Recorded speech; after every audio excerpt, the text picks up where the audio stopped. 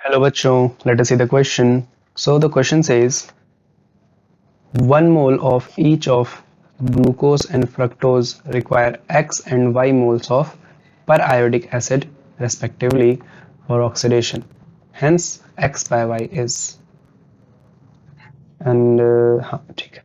तो क्वेश्चन में क्या कहा गया है, यहाँ पर एक थोड़ा सा मिसप्रिंट हो गया इस क्वेश्चन में, जहाँ पर ये जो क्वेश्चन का पार्ट दिया गया है दिस पार्ट, जिसको मैं यहाँ पे सर्कल कर रहा हूँ, ठीक है ना. तो ये पार्ट इस क्वेश्चन का नहीं है, इस क्वेश्चन से इसका कोई लेना देना नहीं है, तो ये मिसप्रिंट है, तो इसको हम इग्नोर कर रहे हैं इस क्वेश्चन के लिए. हमारा जो क्वेश्चन दिया गया है दैट इज दिस कि 1 मोल जो है ग्लूकोज को और 1 मोल फ्रक्टोज को ऑक्सीडेशन के लिए, उसको ऑक्सीडाइज करने के लिए हमको एक्स मोल्स लगते हैं. ग्लूकोज को ऑक्सीडाइज करने के लिए पैरायोडिक एसिड के एक्स मोल्स लगते हैं, और फ्रक्टोज को पैरायोडिक एसिड जब ऑक्सीडाइज करता है तो उसके हमको वाई मोल्स लगते हैं पैरायोडिक एसिड के. तो क्वेश्चन कहा गया है कि x अपॉन वाई की वैल्यू क्या होगी.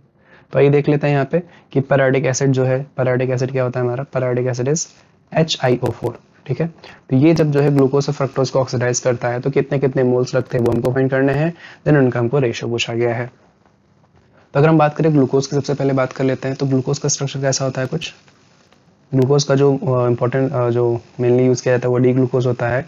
तो C सिंगल बॉन्ड OH हो जाएगा, इधर single bond H, single bond OH होता है यहाँ, अगेन यहाँ पे सिंगल बॉन्ड OH होता है, और देन लास्ट में यहाँ पे क्या होता है, CH2OH होता है. ठीक है ना. इधर H, इधर क्या होगा, OH होगा, इधर यहाँ पे क्या होगा, एक मिनट,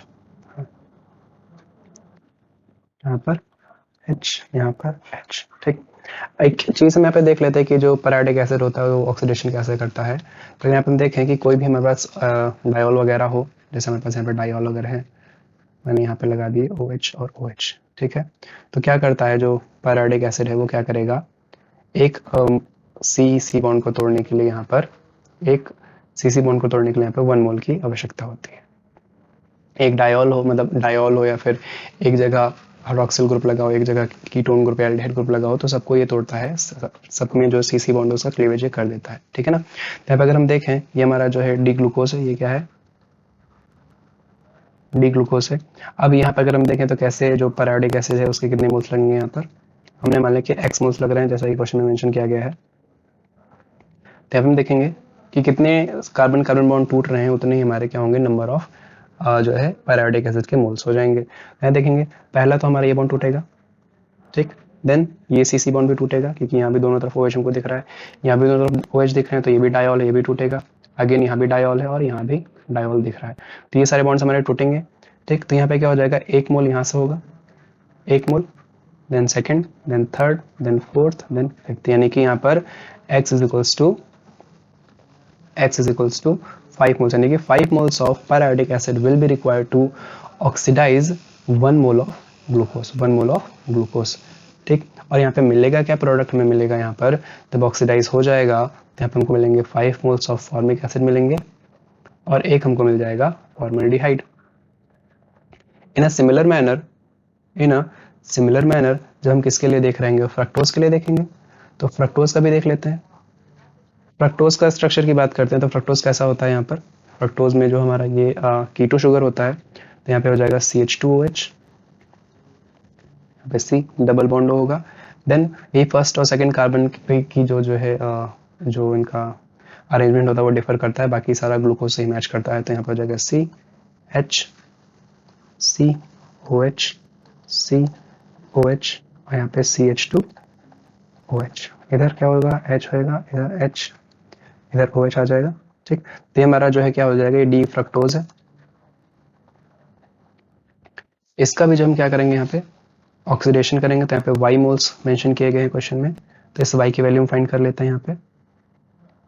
यहाँ पे भी सेम जो है कंसेप्ट लगेगा कि जो सी बॉन्ड होंगे उनको, एक सी बॉन्ड को क्लीव करने के लिए यहाँ पे 1 mole of HiO4 is required. अब वो सी बॉन्ड तुम्हारे जो है डायोल के भी हो सकते हैं, या it can contain one carbon can contain an hydroxyl group and second could contain either aldehyde और कीटोन ग्रुप. ठीक है. तो यहाँ पे क्या होगा फिर, एक बॉन्ड यहाँ से टूटेगा, सेकंड बॉन्ड ये टूटेगा, थर्ड ये टूटेगा, फोर्थ ये टूटेगा, फिफ्थ ये टूटेगा। तो यहाँ पे हम देख रहे हैं कि 1 2 3 4 और 5 बॉन्ड्स यहाँ पे टूट रहे हैं। तो 5 कार्बन कार्बन बॉन्ड तोड़ने के लिए यहाँ भी 5 moles of HiO4 will be required. तो y की वैल्यू भी क्या आ जाएगी, 5 आ जाएगी। और यहाँ पे जब इसका ऑक्सीडेशन हो जाएगा तो यहाँ पे जो प्रोडक्ट हमको मिलते हैं वो प्रोडक्ट हमारे क्या होते हैं, यहाँ पे हमको फॉर्मिक एसिड मिलता है, बट उसके हमको यहाँ पे सिर्फ 3 मोल्स मिलते हैं। साथ में यहाँ पे हमको 1 मोल ऑफ एल्डिहाइड भी मिलता है, सॉरी मतलब फॉर्मल्डिहाइड भी मिलता है, और एक हमको यहाँ पे मोल मिलता है कार्बन डाइऑक्साइड का। ठीक है, ये हमारा प्रोडक्ट हो जाता है कुछ इस तरह से। तो क्वेश्चन में पूछा गया था कि x और y की वैल्यू तुमने निकाल ली, तो x और y का रेशियो पूछा गया है।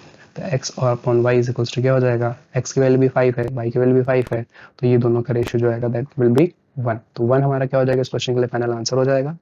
This will be the answer for this question. I hope you understood. Best of luck. पर ध्यान यहाँ पे हमें क्या रखना है, ये जो क्वेश्चन लिखा है ये हमारा इनकरेक्ट है, यहाँ पर ये मिसप्रिंट हो गया, तो ये हमारा इस क्वेश्चन का पार्ट नहीं है। Thank you.